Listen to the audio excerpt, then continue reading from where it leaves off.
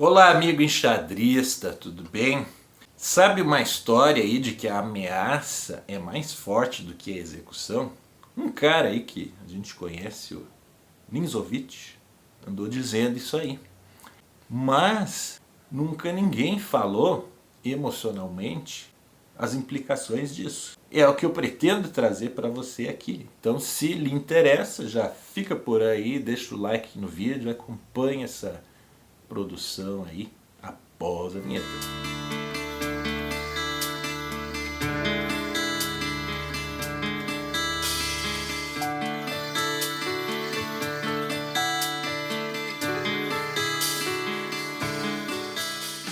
Certo, quem nunca perdeu uma partida de xadrez porque um peãozinho podia ser promovido e o adversário fez outra coisa completamente diferente, que venceu antes, né, do que a promoção poderia ser, né? Quem nunca deixou de ganhar uma partida porque ficou com medo de uma possibilidade que no fim das contas nem estava nos planos do oponente? É um saco lidar com essa emoção depois, a frustração da derrota, né?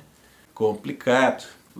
E tudo por conta daquilo que falou o nosso estimado inimigo, nesse caso aqui, o Ninzovich. Né? Parece praga que ele jogou contra nós, mas que coisa, que cara, que gente do mal. Brincadeiras à parte, certo? Vamos tentar entender como é que é isso? O que dizer da vida, se nem sempre... Direto e reto, então, o que a gente precisa saber sobre a ameaça, a execução e a emoção. Enquanto eu estiver falando aqui, vai estar rolando no fundo uns diagramas de xadrez animados aí, com uma explicação dos lances, seus objetivos, etc e tal, ilustrando o que eu estiver falando aqui. Então, no jogo dos grandes mestres, existe muito uma perspectiva do vir a ser. Então, uma determinada jogada é feita com a intenção, isso aqui foi jogado para atingir tal objetivo em seguida. Essa é a ameaça.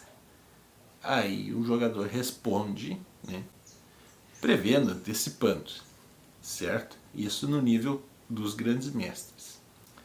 No nosso nível aqui, amador, em tese é a mesma coisa. Mas, como a gente também não tem, muitas vezes, um maior entendimento do jogo, o que acontece? Reagimos fugindo de ameaças, que às vezes elas só existem na nossa cabeça, ou então ignorando ameaças que já estão bem estabelecidas, como essa do último diagrama aí, de partida recente aí que eu venci, e né, então, porque o adversário não deu bola para uma ameaça cuja intenção estava clara e manifesta e que ele, inclusive, tinha recursos melhores para resolver do que aquele avanço de peão ali. Embora estejamos vivos, poucas... Certo? Porque ameaças que não são reais nos levam a tomar atitudes reais no jogo de xadrez. Porque elas batem, acerto no alvo de conceitos pré-estabelecidos que já existem. Como assim? No mês de janeiro, lá no meu canal da psicologia, eu estou falando para você sobre o reino das emoções. Tem tudo a ver com esse nosso conteúdo daqui. Eu deixo o card aqui em cima para você acessar a playlist e poder se inteirar do que eu estou dizendo. Mas, resumidamente, eu vou acrescentar para você que assim, o reino das emoções é o lugar onde estão todas as nossas memórias afetivas, das nossas experiências. E algo mais, né? Assista o vídeo, obviamente, para se inteirar. Não tem como eu explicar isso tudo aqui, certo? E lá, considerando que tudo isso está lá, estão nossos medos, nossas raivas que a gente sentiu quando essas derrotas aconteceram. Estão nossas raivas que a gente sentiu, que a gente entendeu do jeito que a gente conseguiu, quando a gente era uma criança de 1 ano, 2, 3, 4, 5, 6, 7 anos. Está lá, por exemplo, aquele fora que você levou da moça da feira, quando tentou persuadir ela a dar um desconto, né? E a forma como você reagiu a isso, obviamente. Então, tudo isso está lá, e quando um lance predispõe uma ameaça, pá, acerta no alvo. No próximo tópico eu vou te dar uma visão geral do que acontece e depois como agir. Mas primeiro eu vou te dizer que se você realmente quiser arrumar um desconto com a moça da feira, com o preço que estão as coisas hoje em dia, você vai ter que caprichar a sua argumentação, né? É tão difícil estar presente. Certo, tudo bem, aquela ameaça bateu certeiro.